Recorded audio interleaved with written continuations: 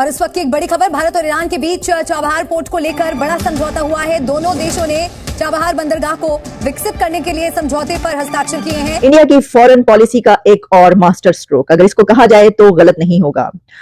Indian external affair minister एक ऐसे वक्त में ईरान का दौरा कर रहे हैं कि जिस वक्त हुतीस के हमले हो रहे हैं और यूके और अमेरिका ने हुतीस के खिलाफ स्ट्राइक्स भी कर डाली। ये भारत की ताकत है। और आज के जमाने में जब पूरी दुनिया, लगभग आप समझ लीजिए कि यूरोप, वहां पे रशिया और यूक्रेन की लड़ाई चल रही है, जंग की लपट में यूरोप आ रहा है। और ये सिर्फ और सिर्फ इंडिया अपने लिए नहीं चाहता। इंडिया वो एक कंफर्ट जोन ईरान के साथ एस्टैब्लिश कर रहा है, जो कि पाकिस्तान के अंदर अक्सर कंसर्न शो किए जाते हैं। जयशंकर ने अभी 2 दिन पहले जो बातचीत करते हुए ये कहा कि पूरी दुनिया में कोई भी फैसला किया जाता है तो उसमें इंडिया की राय ली जाती है, तो ये बात गलत नहीं, ये साबित हो रही है। इंडिया और ईरान के अपने भी बड़े मजबूत बायलैटरल ताल्लुकात हैं। मैं आपको पहले भी कह चुका हूँ कि ये सारी की सारी जो डेवलपमेंट है, ये इस सेंस में है कि इंडिया को एनर्जी चाहिए, दैट्स सो सिंपल।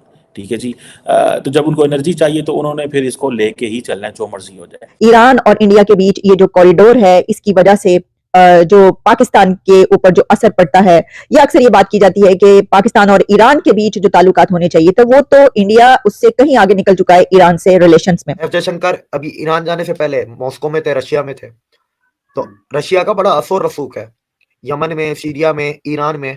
जैसे अमेरिका का हम कहते हैं ना कि यूएई में है, सऊदी में है, ताइवान में है। और जाहिर सी बात है कि ईरान हर समय, ठीक है, चाहे भारत से दुगना इन्वेस्टमेंट कर दे ईरान में, चाहे चीन भारत से दुगना इन्वेस्टमेंट कर दे, भारत की इन्वेस्टमेंट की ज्यादा इज्जत है।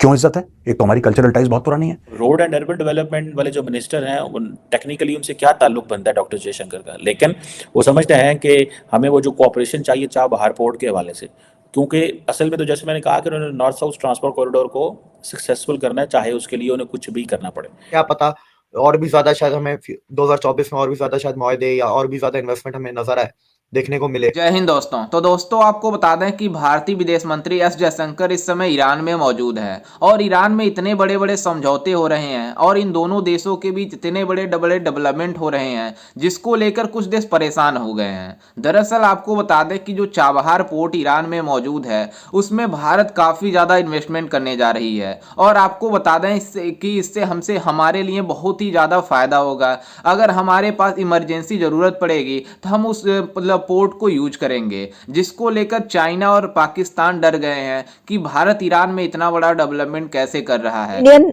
एक्सटर्नल अफेयर मिनिस्टर एक ऐसे वक्त में ईरान का दौरा कर रहे हैं कि जिस वक्त हुतीस के हमले हो रहे हैं और यूके और अमेरिका ने हुतीस के खिलाफ स्ट्राइक्स भी कर डाली हैं।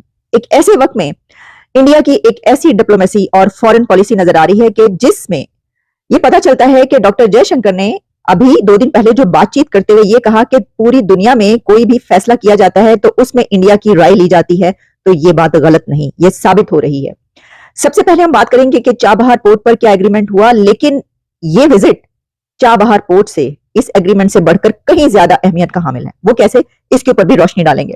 देखिए, doctor Jaishankar visits Iran, signs agreement on development of Chabahar port, हर तरफ ये खबर चल रही है। मैं देख रही थी जिन्हुआ एजेंसी से लेकर अमेरिकन मीडिया और इंडियन मीडिया, इंटरनेशनल मीडिया, हर कोई इसके ऊपर ये बात करता हुआ नजर आ रहा है कि चाबहार पोर्ट पर इंडिया और ईरान के बीच डेवलपमेंट हुई है और एक एग्रीमेंट जो है वो साइन हुआ है। इंडिया और ईरान के अपने भी बड़े मजबूत बायलैटरल ताल्लुकात हैं। मैं आपको पहले भी कह चुका हूँ कि ये सारी की सारी जो डेवलपमेंट है, ये इस सेंस में है कि इंडिया को एनर्जी चाहिए, दैट्स सो सिंपल। ठीक है जी। तो जब उनको एनर्जी चाहिए तो उन्होंने फिर इसको लेके ही चलना है, जो मर्जी हो जाए। उन्होंने कारोबार करना ही करना है ईरान के साथ।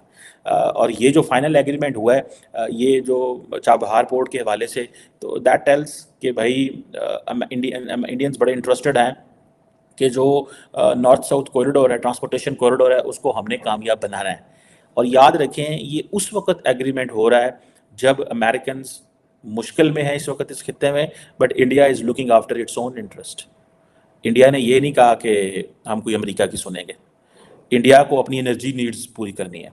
इंडिया को अपने जो खित्ते के अंदर वो जो ईरान तक एक्सेस चाहता है, ठीक है, और ये सिर्फ और सिर्फ इंडिया अपने लिए नहीं चाहता। इंडिया वो एक कंफर्ट जोन ईरान के साथ एस्टैब्लिश कर रहा है, जो कि पाकिस्तान के अंदर अक्सर कंसर्न शो किए जाते हैं।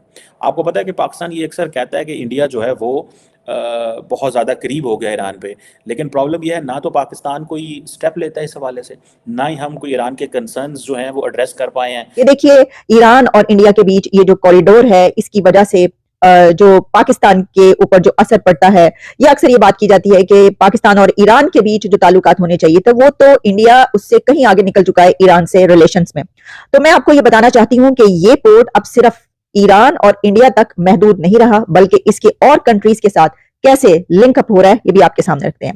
डॉक्टर जयशंकर अपनी ट्वीट में ये कहते हैं, began my engagements in Tehran by meeting minister of roads and urban development. उसके बाद उन्होंने कहा कि detail and productive discussion on establishing a long term cooperation framework with respect to Chabahar port. उसके अलावा उन्होंने और जो व्यूज इसमें शेयर किए वो international north south transport corridor, ये वो है सिलसिला जिसके ऊपर मैंने अभी आपसे ये बात की। 2021 में जो है उन्होंने ये कहा था कि की रीजनल ट्रांजिट हब के तौर पर इसको देखा था, और कनेक्टिविटी कॉन्फ्रेंस जो ताशकंद में 2021 में हुई थी, इसके ऊपर भी इस चाबहार पोर्ट के हवाले से बात की गई थी। और इसको जो है इंडिया और ईरान में ऐसे देखा जाता है, the port is also seen as a key hub for the international north south transport corridor INSTC project.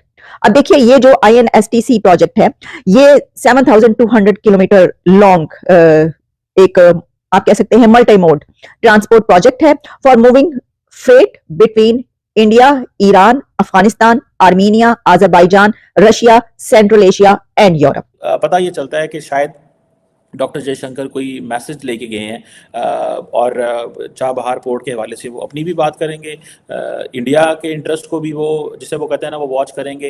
Agreement दोबारा उन्होंने एक साइन फिर कर लिया है और उनको इस चीज़ का पता है कि हमें लॉन्ग टर्म ईरान को देखना है, इसीलिए ये सिर्फ और सिर्फ वो जो एक लॉन्ग टर्म एनर्जी नीड है ये उसके लिए सारी चीज़ें हो रही हैं, इसीलिए ये सारा चाबहार को दोबारा रीडिज़ाइन किया जा रहा है इस एग्रीमेंट को। और इसीलिए जिसे वो कहते हैं ना जो उनके अच्छा अब मज़े की बात है कि डॉक्टर जयशंकर जो है उनके जो minister for road and urban development है उनसे भी मुलाकातें कर रहे हैं।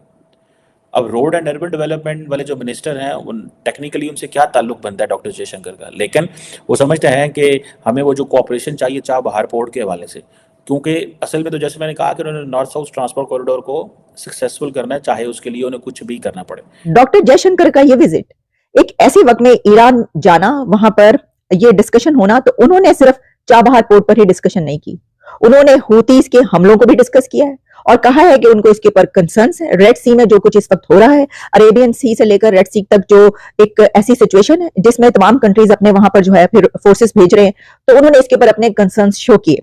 और इसके अलावा जो इस वक्त जियोपॉलिटिकल सिचुएशन है और जो जंगें चल रही हैं यूक्रेन से लेकर और रशिया तक, ये तमाम पॉइंट्स डिस्कस हुए। मैं आपके सामने उनकी कुछ जो डिस्कशन है वो रखे देती हूं ताकि हम ये अंदाजा कर सकें कि जो डॉक्टर जयशंकर है उन्होंने ऐसे वक्त में ईरान का दौरा किया कि जिस वक्त ईरान हुतीज की बैक पर है। Regional connectivity has been a critical pillar of India-Iran relations and was naturally prominent in the agenda of today's discussions.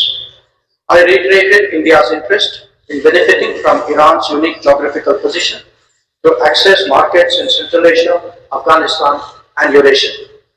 We discussed the prospects of energizing the international North-South Transport Corridor. जैसा कि आपने video में देखा कि किस तरह से Pakistani media में मतलब काफ़ी ज़्यादा डर और खौफ का माहौल बैठ गया है कि ईरान में इतने बड़े बड़े डेवलपमेंट भारत कैसे कर रहा है। दरअसल आपको बता दें कि भारतीय विदेश मंत्री इस समय एस जयशंकर ईरान में मौजूद हैं, पिछले 2 दिनों से ईरान में मौजूद हैं और वहाँ पर इतने बड़े बड़े डेवलपमेंट हो रहे हैं जिसको लेकर चाइना ही नहीं बल्कि पाकिस्तान भी काफ़ी ज़्यादा डरा हुआ है, क्योंकि इनको लगता है कि अगर मतलब ईरान में जो चाबहार पोर्ट है उसमें भारत डेवलपमेंट करता है तो उसका यूज भारत करेगा। और जब मतलब भारत ईरान से समझौता कर लिया है कि हम चाबहार पोर्ट पर काफ़ी ज़्यादा डेवलपमेंट करेंगे जिससे अगर हमारे ऊपर कोई इमरजेंसी पड़ती है तो हम इस पोर्ट का यूज करेंगे, क्योंकि ये जो चाबहार पोर्ट है बहुत ही क्रूशियल जगह पर बना है और भारत की इमरजेंसी पड़ने पर उसे यूज किया जाएगा, जिसको लेकर सभी लोग डरे हुए हैं। और आपको बता दें कि ईरान में भारतीय विदेश मंत्री